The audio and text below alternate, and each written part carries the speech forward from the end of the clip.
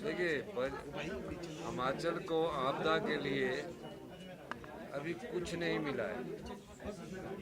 जो बजट आया है उसमें जो हमारा आपदा के बाद PDNA होता है, पोस्ट डिजास्टर नीड असेसमेंट, वो हम उम्मीद लगाए रखे थे कि हमें मिलेगा, लेकिन जो हिमाचल के नाम का उल्लेख हुआ है उसके साथ उत्तराखंड के नाम का भी उल्लेख हुआ है और उसके साथ सिक्किम के नाम का भी उल्लेख हुआ है।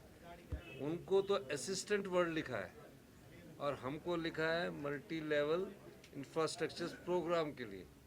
तो वो अंडरस्टैंड करना पड़ेगा। जब बाढ़ सिक्किम में आई उनको असिस्टेंट्स देने का वर्ड्स लिखा है, जब बाढ़ उत्तराखंड में आई उसमें असिस्टेंट्स वर्ड्स लिखा है।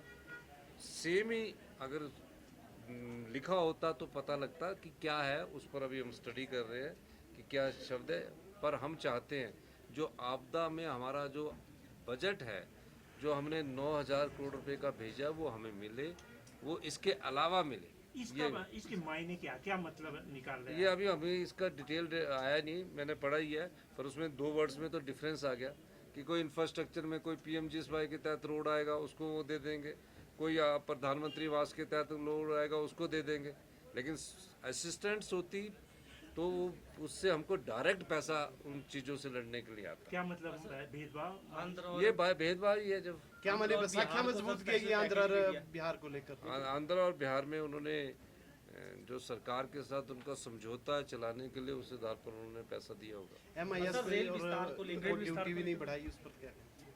अब ये तो अभी पूरी तरह मैंने बजट देखा नहीं, लेकिन मैं कहना चाहता हूँ कि अभी जब इसका पूरा इंटरप्रिटेशंस आएगी, जब तक इनके पूरे डॉक्यूमेंट्स आएंगे, उसके बाद हम कह सकते हैं कि हिमाचल की रेलवे लाइन को क्या मिला।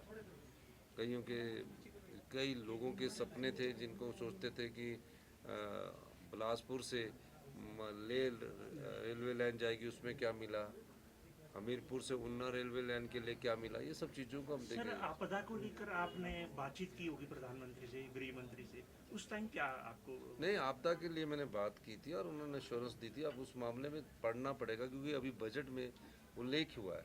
तो ये जो उल्लेख हुआ तो हमारी समझ के अनुसार ये जो हमारे बजट में जो चीज़ें आती है PMGSY उसका किया है, लेकिन और स्टेट को असिस्टेंट की बात की है। तो असिस्टेंट का मतलब है कि उनको सहायता मिलेगी। हमको जो मिलेगी जो बजटरी सहायता है वो तो मिलनी है, वो तो कोई भी गवर्नमेंट आएगी उसको देंगे।